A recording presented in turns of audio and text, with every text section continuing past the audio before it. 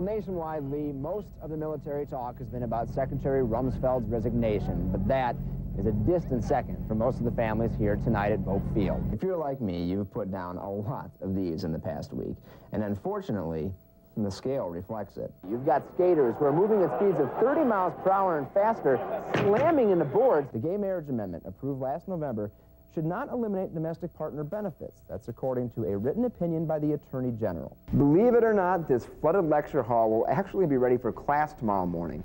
But unfortunately, the cleanup won't go quite so quickly for the students we talked with earlier today. But yesterday, Becky, we were here talking about all the success this plant is having with the new SUV sales.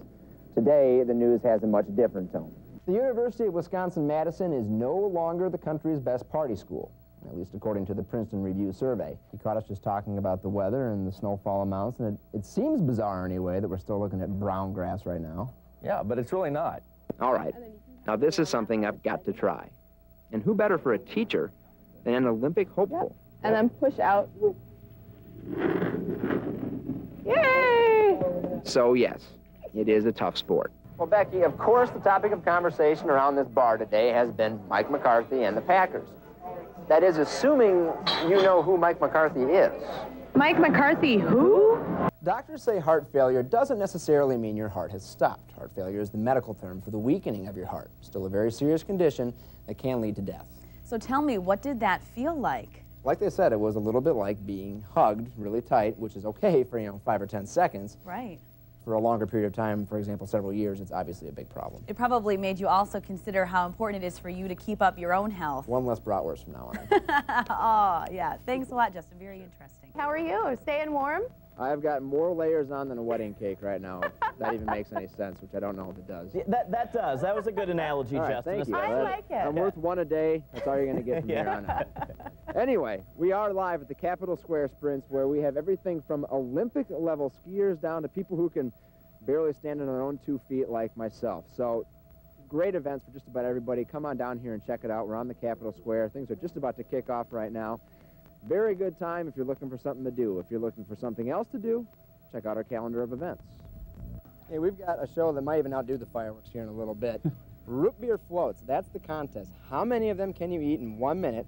We actually have 4 contestants here with us who are going to try to eat as many of these things as they can and not pass out from an ice cream headache, I suppose. They're ready to go. They got their spoons by their side. They've got a minute to do it. We've got the stopwatch right here. So everybody ready? On your marks, 3, 2, 1, eat. All right, the clock has been started. And I think we've got off, one of the workers here has got an unfair disadvantage from the beginning. He's having a hard time. We're going to need some more root beer floats, and we have them, which is good, which is real good. Setting it down. Look at him go through it. Here comes another one. That's one. All right, do we need another one yet? I'm telling you, folks, these are world-class athletes right here. Forget about Kobe Bryant.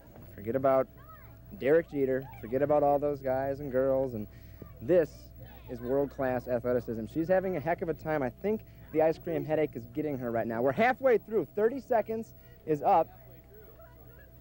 And we are close to having our second root beer float consumed. That delicious Gray's root beer and Schweppes ice cream is going down like nobody's business. That's 2. We have a third one in there now. 15 seconds to go, contestants. 15 seconds to go. Here's another one in case we need it. All right, 8, 7, 6, 5, 4, 3, 2, 1, and that is it. The minute is up. What do we have? 2.5. I believe this gentleman is the winner right now. And we'll get back to him in just a second, but first, we need to head down here because I believe he had a couple of problems on this end. As I understand, you're having some trouble. What happened there? Just getting the ice cream down. Is it a bit of a headache? Oh, not too bad right now. Feeling good now, but get that thumb ready in case you need to put the top of your mouth. I think that's what can fix it. Now let's talk to the champion here real quick. We're going to move down to this gentleman. How do you feel? I feel like my head's about to explode. And I really don't blame you. I can imagine that would hurt pretty bad. So that's it. That is the first, possibly last, root beer float eating contest here in Madison. I guess TV doesn't get a whole lot better than this, does it, John? I think reporter participation was in order there, Justin. Next time. Go ahead and see how many. Good evening, and thanks for joining us. I'm Justin Ware. Lee is off tonight. They departed for Afghanistan in 2005, but tonight, 30 Wisconsin National Guardsmen and women are enjoying time with family and friends. Michelle Reel joins us now with more. about their emotional homecoming. Also released today, the results of a new poll that shows Americans are comfortable supporting U.S. troops, just not the war itself.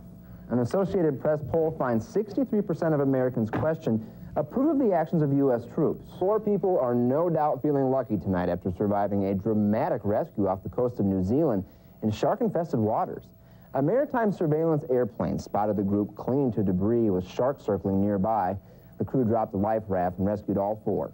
The aircraft's captain says he spotted a 10-foot shark right before they pulled the people to safety.